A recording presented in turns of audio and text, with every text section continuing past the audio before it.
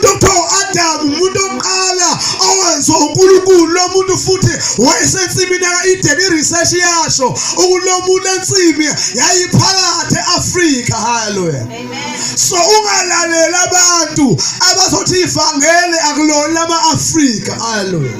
Ivangeli siliphethe elethi impela ngoba even our ancestor, the first person oba khona emhlabeni okuvele zonke izizwe, lo muntu lowo, hallelujah, he was from Africa ngoba kudala ama-continent angahlukane, i-Asia ne-Africa kwakuyinto ehlangene. Hallelujah.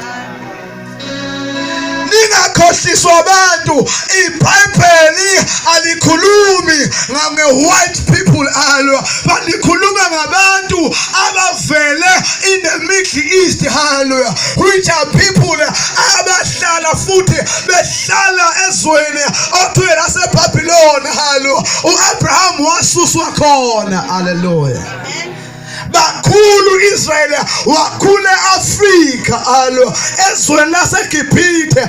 Ihistory yasho ukuthi amaGibhithe oqala akhona anjengalana obona manje, but imost yabo ongabantu abamnyama njengathi ngebala. And amaHebheru oqala akwazi ukuphila phakathi kwabo.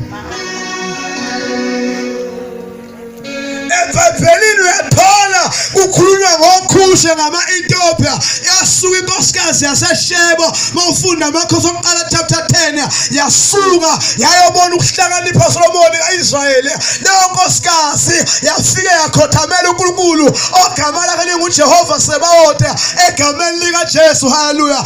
Isuke eAfrika. Hallelujah. Mawufunda iBhayibheli, hallelujah, uyawathola ama-Africans ekhonza uNkulunkulu. Hallelujah. Elukhuluma kancane namhlanje kuse mawuphuma la ungacathi insindiso nevangeli akulona elethu maZulu. Ngutshela namhlanje iqiniso ngikuJesu.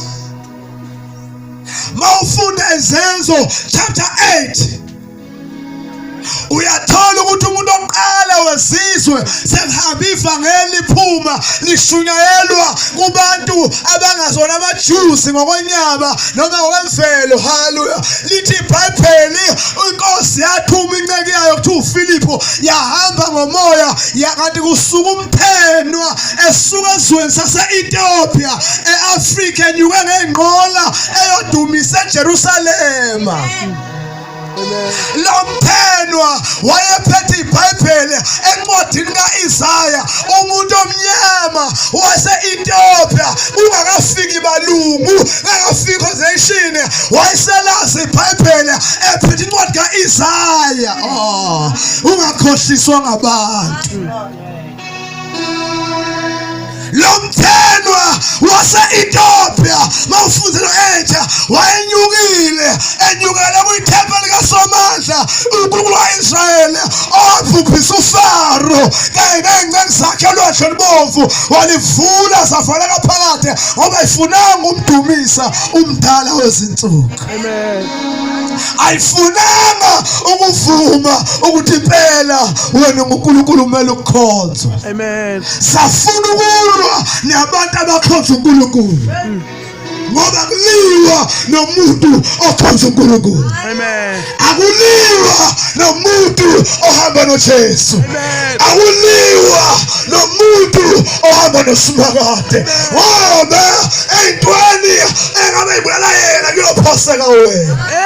Umuntu ohamba noSimakade awumbheli umgodi ngoba kuyophoseka wena. Hallelujah. Umuntu ohamba noSimakade awumenzeli itulo ngoba kuyolimala wena. Ungaphumelela kwamanje kodwa kuyobuya sekuphindwe ngasikhombisa. Hallelujah. Kuze kubuye ivini kubuye kubantwana bakho. Yabadabukela abahlukumeza abazalwane, babahlukumeza emsebenzini. Yabadabukela ngoba lethi yahamba izilima zengisha abantwana babo. Hallelujah. Akuliwa nomuntu ohamba noSimakade. Akuliwa. Hayi.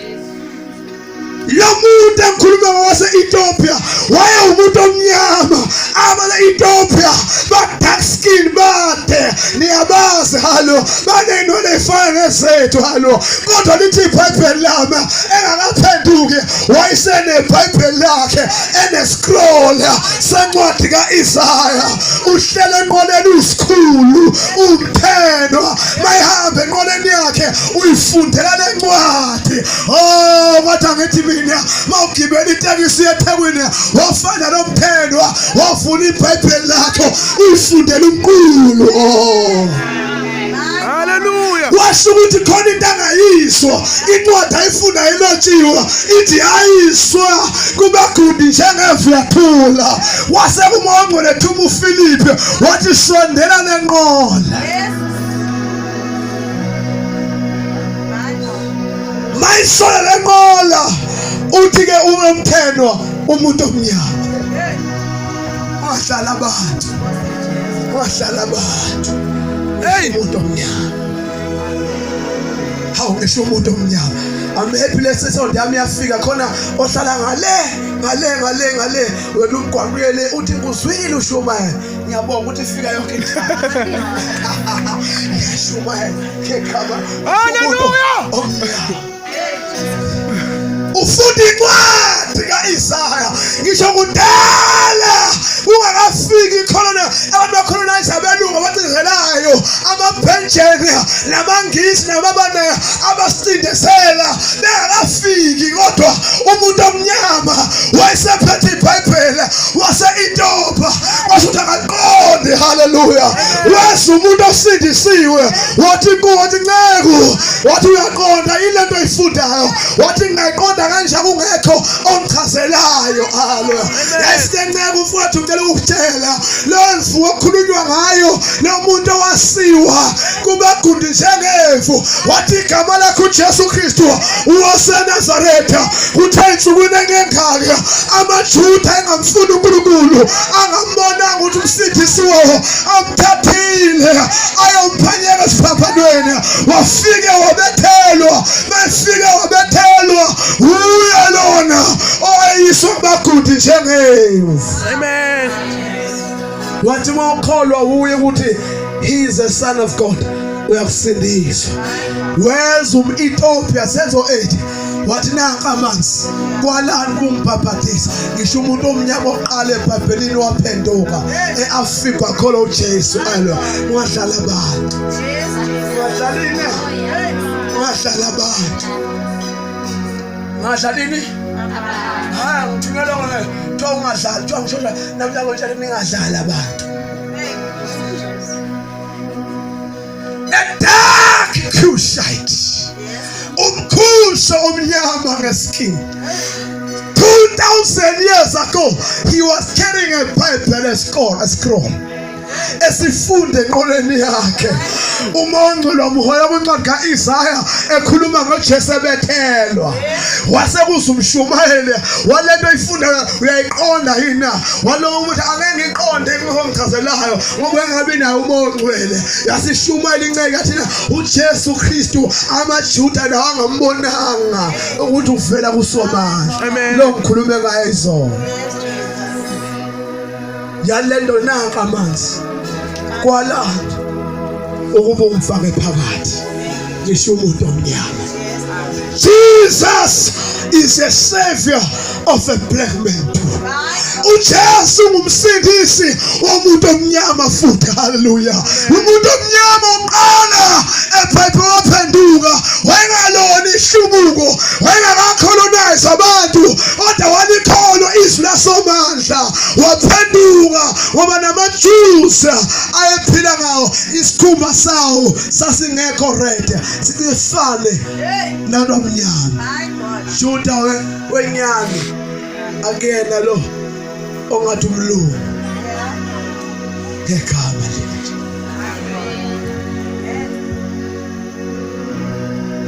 Hawu bazalwane, ngokuba sonke sonile.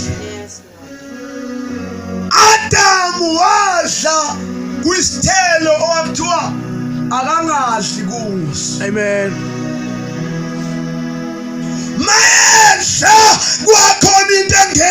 ngaphakathi kwakhe eyamenza wafa.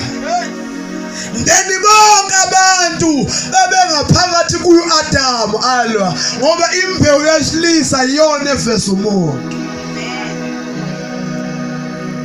Nensaba izoni kanjalo nezingane zethu engakabikho zozalwa ziyizone. Hallelujah.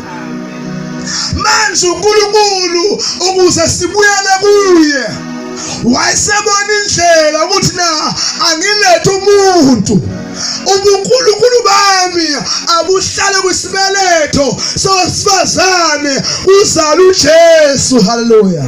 Kodwa wathi akazukuzalwa ngesandla sendoda. Hallelujah. Ngoba umuntu wesilisa imbewu yakhe icontaminated noma ingcolile igcwele isono. Hallelujah. So uMaria esengishilo wangahlangana wesifazane wezumongcwele kwakhiwa umuntu onguKristu Jesu. Hallelujah.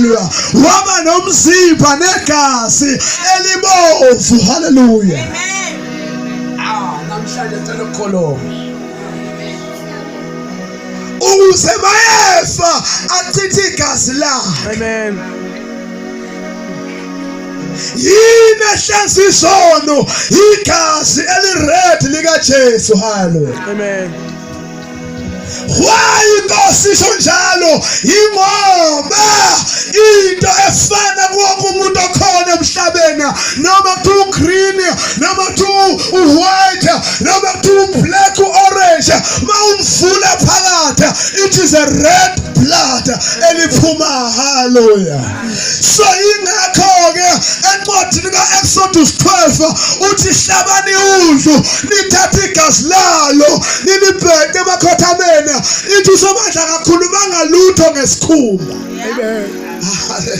Yeah. Ngashumayela namhlanje uSomandla akasongo lutho ngesikhumba seudlu. Hallelujah. Wathi nilihlabi udlu nikhiphe inyama ngaphakathi nithathe igazi. Hallelujah. Namhlanje busuku ngicela ungahlali uSathane efuna ukubambisa isikhumba sikaJesu. Into efunakalayo umuntu kuye negazi lakhe elibomvu ngoba into esesone igazi imvelo yesono.